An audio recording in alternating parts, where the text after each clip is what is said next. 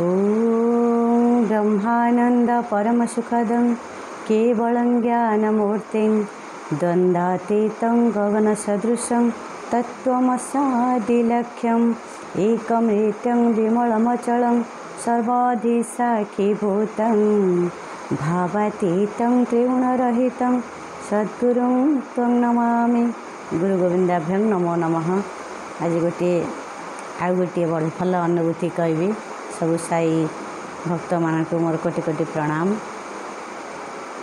दिने मोर सान पुओ बहुत छोट होता है, से तार विषय गोटे बहुत बढ़िया अनुभूति कहबी। आमर कार्तिक मास जो राहस ठाकुर हंती आम दांडे ठाकुर हंती प्रति वर्ष हंती। पुओ छोट होता है मैंने दांडे खेलु थाए, माइक जेहेतु बाजू थाए आउ कौन हेले भी दांडे मुझे मत आ शुभे ना। मुझेतु चाहे बहुटा पदा को एत बाहर खाली टिके टिके गेट पाखे लक्ष्य रखु थाए जे पुओ जाए खेलुचु बोली। से पुओ प्राय 5 वर्ष उपर हो गला, किंतु जेहेतु तो छोट आ समस्त माइक निशार सब छुआ खेलुता। बड़ पुओ भी पाखे थाए किंतु बड़ पुओ टिके स्कूल भितर थाए खेलु थाए। सी कौन करता बाली गोटे छोट ये करके जमती छोट पिला बाली की पीढ़ करमती गोटा हुंका बागिया करमती करके से खेलु थाए। तापर गोटे स्त्री लोक ठीक संध्या हो जाए, स्त्री लोक गोटे माने मारणा टे से बाछुरीटा टे बड़ हो गला। बाछुरीटा दुष्ट बाछुरीटा ताकू छाड़ीदेव माने से आउ क्या रखे ना। से स्त्री लोक कौन कर जिते संध्या होती जाकि दंडा मानक तो से बांधिकी आसती सी से आणिक आसू थाए। मुझे संध्या समय मुझे संध्या दौ थाए कि मझे मझे पुओ को टिके टिके मु लक्ष्य रखु थाए। तापर सी सेठू जिते साड़ू बाछुरी की बड़ बाछुरीटा को आणिक आसू थाए सेठू हल्ला कला समस्ते आगु कड़े हो जाओ ये मारणा बाछुरी मार। मो पुओ जेहेतु छोट तापर माइक बाजुची ताकू सी तो जापर ये स्त्री लोक टिके भी टिके अच्छी दुष्ट प्रकृतिर लोकटे सी भारी जिदिया लोकटे स्त्री लोकटे। मुझे संध्या जस्ट वृंदावती की संध्या देवाक जाऊँगी सी जो साड़ू दौड़िक कही कहीका आसिले जे तुम समस्ते आगु उठी जाओ आउ जेझा पिला जेझा नहीं जाओ ये मारणा बाछुरीटा कौटे कौन क्या मार। मु संध्या तो दौची आ कौन करी संध्या बेलटा मु दौड़िकी खाली डाक पकाऊ थाए से स्त्री लोक को जे बड़ जेहेतु हे मुझे देवी डाकू थाए आउ टिके बाछुरी छाड़ना टिके धरी था मु दौड़िकी मो पुओ को नहीं आसी थाए। नहीं आसला पर तुम्हें नहीं जीव सी कहला तो पुओ तो उठुनी मत से दौड़ दौड़ बाछुरी घुसारी नौ थाए। सी कौन कला मु दौड़िकी जीवा समय कहला 5 मिनट रुह तुम्हें से पछपटे दौड़ गुरुंच मुझे टिके रुह मु संध्याटा देकी दौड़िकी पुओ को आणला भितर तुम्हें आउ गोटे बाटे नहीं। सी कहला तो पुओ तो उठुनी मुझे बेला छाड़देवी एत बेला पाटर कहू कहू से छाड़देला। छाड़देला जो मोर उपाय ना खाली बाबा को डाकी देती संध्या आलती भी कर न थाए।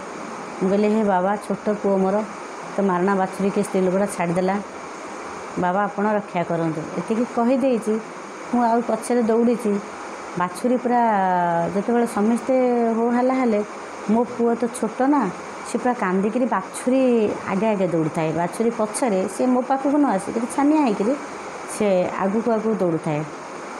बाछुरी कौन कला मो पुओ को पकई देकर मो पुओर पिठी उपर चढ़िक बाछुरी पलैला। चढ़िले दीटा पूरा तार मो पुओर छोट पुओ जेहेतु पिठी दिहरे पूरा पशिगला पूरा पूरा फाटीगला रक्त पूरा नौनुआण पूरा चमड़ा उठे नहीं गला।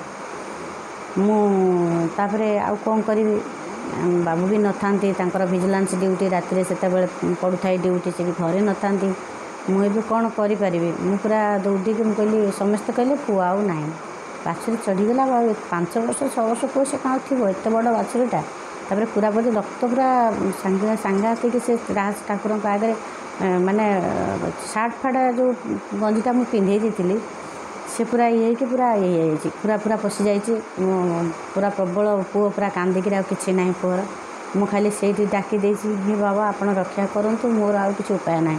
स्त्री लोकटा एत दुष्ट स्त्री लोकटा टिके रखुनी बाछुरीटा धरुनी कौच तो पुओ जदि न उठुची मुझे छाड़देवी आमर उपाय कौन अच्छे परलोक ये तब मुझे तो बहुत है ना मुझे झगड़ा सागर करें ଖାଲି ଦେଖିଲି ଯେତେବେଳେ ପୁଅର ଏଇ ଅବସ୍ଥା ଆଉ କ'ଣ କରିବି ସେଠୁ ଆଙ୍କ କତିକି ଫୋନ୍ କଲି। ମୁଁ କହିଲି ଏଇଭଳି ପୁଅ ଅବସ୍ଥା, ଏମିତି ସେ ବାଛୁରୀ ଛାଡ଼ିଦେଲା ଆଉ ସେ ଦେଇ ଏମିତି ପୁଅର ଏମିତି ଅବସ୍ଥା। ଗାଁ ଗୋଟାକ ଲୋକ ସମସ୍ତେ ଦୌଡ଼ି ଆସିଲେ, କହିଲେ ମାନେ ଏତେ ଛୋଟ ପିଲାଟା ତାକୁ ମାରିଦେଲା ଏ ସ୍ତ୍ରୀ ଲୋକଟା। ମୁଁ ଆଉ ସେ ତ ଦୁଷ୍ଟ ସ୍ତ୍ରୀ ଲୋକଟା, ସେ କାହାକୁ ମାନେନି। ସେ ସ୍ତ୍ରୀ ଲୋକଟା ଏତେ ଦୁଷ୍ଟ ସେ ତା ଘରେ ତା ସ୍ୱାମୀ ତା ଶାଶୁ ଶ୍ୱଶୁର ସେ କାହାକୁ ମାନେନି, ଗାଁରେ ବି କାହାକୁ ମାନେନି ଏଭଳି ମାନେ ସ୍ତ୍ରୀ ଲୋକଟା। ମୁଁ ଆଉ କ'ଣ କରିବି ଆଙ୍କ କତିକି ଫୋନ୍ କଲି। ଇଏ ତ ଯାହା ହେଲେ ନିଜ ପୁଅଟା, ଯେତେବେଳେ ଇଏ ରାଗିଗଲେ କହିଲେ ସେ ମୋ ପୁଅର ଯଦି କିଛି ହେଇଯାଏ ମୁଁ ତାକୁ ଛାଡ଼ିବିନି। ସେ ମୁଁ କହିଲି ଠିକ୍ ଅଛି କ'ଣ କରିବା, ଛାଡ଼ିବା ନ ଛାଡ଼ିବା ତ ଦୂରର କଥା, ବର୍ତ୍ତମାନ ମୁଁ କ'ଣ କରିବି। ସେଠୁ ତାରି କତିକି ମୁଁ ଦୌଡ଼ିକି ନେଇକି ଗଲି। ମୁଁ କହିଲି ଆମ ଘରେ ତ ମୋ ବାବୁ ନାହାନ୍ତି, ମୁଁ ତ ବୋହୂଟାଏ, ମୁଁ ଏବେ କ'ଣ କରିବି, ତୁମେ ମୋ ପୁଅକୁ ମେଡ଼ିକାଲ ନିଅ, କେମିତି ମୋ ପୁଅ ବଞ୍ଚିବ। ସେ ସେଠୁ କହିଲା ମୋ ଘରେ କେହି ନାହାନ୍ତି, କିଏ ନେବ, ମୋ ପୁଅ ନାହିଁ, ମୋ ସ୍ୱାମୀ ନାହିଁ, ମୋର ଭଲ ମନ୍ଦ କୁଆଡ଼େ ସବୁ ବାହାରକୁ ଯାଇଛନ୍ତି। ମୁଁ କହିଲି ତୁମେ ଏଇସବୁ ଘଟଣା ଘଟେଇଲା ପରେ ତୁମେ ଏମିତି କହିଲେ ଚଳିବ।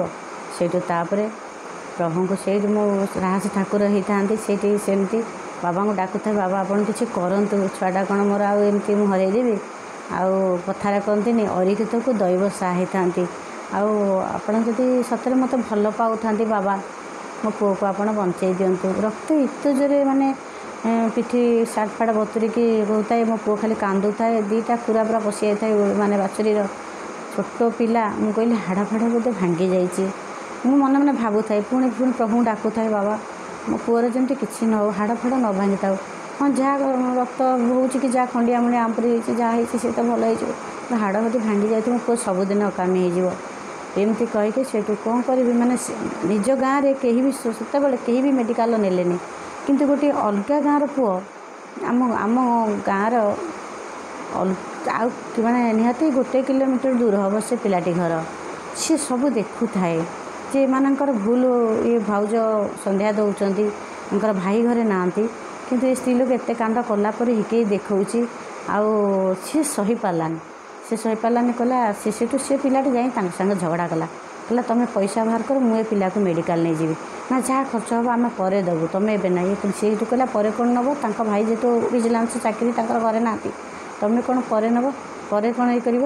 ସେଠୁ ସେ ଯାହା ହଉ ମୁଁ ତାଙ୍କୁ କହିଲି, ମୁଁ କହିଲି ମୋ ପୁଅ ଆଗ ବଞ୍ଚିଯାଉ, ମୋ ପାଖରେ କିଛି ପଇସା ଥାଏ, ମୁଁ ସେଠୁ ତାଙ୍କୁ ନେଇକି ମୁଁ ଯାହା ଅବଶିଷ୍ଟ ପଇସା ଆଉ ତୁମ ଭାଇ ଆଇଲେ ଦେଇଦେବେ। ଯେହେତୁ ସେ ଅଲଗା ଗାଁର ପୁଅ, ମୋତେ ସେ ଚିହ୍ନିଥାନ୍ତି କିନ୍ତୁ ମୁଁ ତାଙ୍କୁ ଚିହ୍ନି ନଥାଏ, ଯେହେତୁ ସେମାନେ ମୁଁ ତ ବହୁଟାଇ ସବୁବେଳେ ଘର ଭିତରେ, ସବୁବେଳେ ଘର ଭିତରେ ମୁଁ ରହିବାକୁ ଭଲ ପାଏ। ମୋତେ କେବଳ ଟିକେ ଯେଉଁଠିକି ଇମର୍ଜେନ୍ସି ପଡ଼ିଲେ ମୁଁ ଯାଏ, ମୁଁ ସବୁବେଳେ ଯାଏନି କେଉଁଠିକି। ସେ ମୋତେ କେହି ଦେଖନ୍ତିନି କି ଚିହ୍ନନ୍ତିନି, କିନ୍ତୁ ସେଦିନ ସିଏ କିନ୍ତୁ ମୋତେ ଜାଣିଛନ୍ତି ଯେ ଭାଇଙ୍କର ସ୍ତ୍ରୀ ବୋଲି, କିଏ ଭାଉଜ ବୋଲି, କିନ୍ତୁ ମୁଁ ତାଙ୍କୁ ଚିହ୍ନିନି, ସେ ଯେହେତୁ ଅଲଗା ଗାଁର ଥିଲେ। ଯାହା ହଉ ସେ ଦୌଡ଼ିକି ମାନେ ତାଙ୍କ ଘରୁ ଯାଇକିରି କହିଲା ମୁଁ ମୋ ଘରୁ ଗାଡ଼ି ଆଣିକି ଆସେ। ସାଙ୍ଗେ ସାଙ୍ଗେ ସେ ସେଠୁ ଯାଇକି ତା ବାଇକ୍ ଆଣିକି ଆସିଲା, ମୋ ପୁଅକୁ ନେଇକି ମେଡ଼ିକାଲ ପଳେଇଲି। ଯାହା ହଉ ବହୁତ ପଇସା ଖର୍ଚ୍ଚ ହେଇଥିଲା, କିନ୍ତୁ ମୋ ପୁଅର ଅଣ୍ଟା ପିଠି କିଛି ଭାଙ୍ଗି ନଥିଲା। ସେଇଦିନ ବାବା କୃପା କରିଥିଲେ।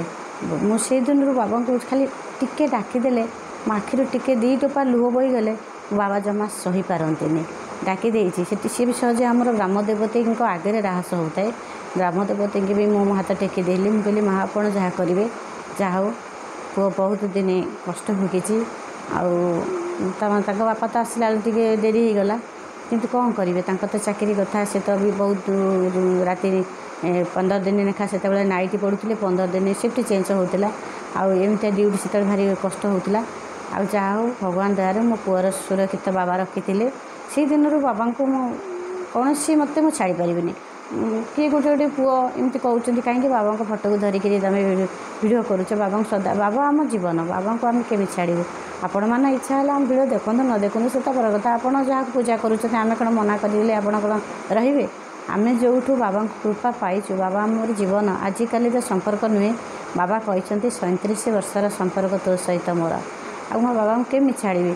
ଯେଉଁଠି ଯେତେବେଳେ ଗୋଟେ ଛୋଟ ପିଲାର ଆୟୁଷଟା ଅଣ୍ଟା ଭାଙ୍ଗି ଗାଈ ଚଢ଼ିଗଲାଣି ରକ୍ତାକ୍ତ ଅବସ୍ଥାରେ, ସେଠି ଯେତେବେଳେ ପ୍ରଭୁଙ୍କୁ ଡାକି ଦେଇଛି ମୋ ପୁଅର ଯାହା ହଉ କିଛି ଦିନ କଷ୍ଟ ଭୋଗିଲା ପରେ ଅଣ୍ଟା ପିଠି ସବୁ ସୁରକ୍ଷିତ ଥିଲା। ଯେତେ ଯନ୍ତ୍ରଣା, ଛୋଟ ପିଲା ସମସ୍ତେ ମାଆ ମାନେ ଜାଣିଥିବେ, ବାପାମାନେ ବି ଜାଣିଥିବେ ପିଲାଙ୍କର ଅସୁବିଧା ହେଲେ କ'ଣ ହେଇଥାଏ, ଖାଇବା ପିଇବା ରୋଷେଇବାସ ସବୁ ବନ୍ଦ ହେଇଯାଇଥାଏ, ପାଖରେ ପୁଣି ଆଶା ବି ନଥାଏ।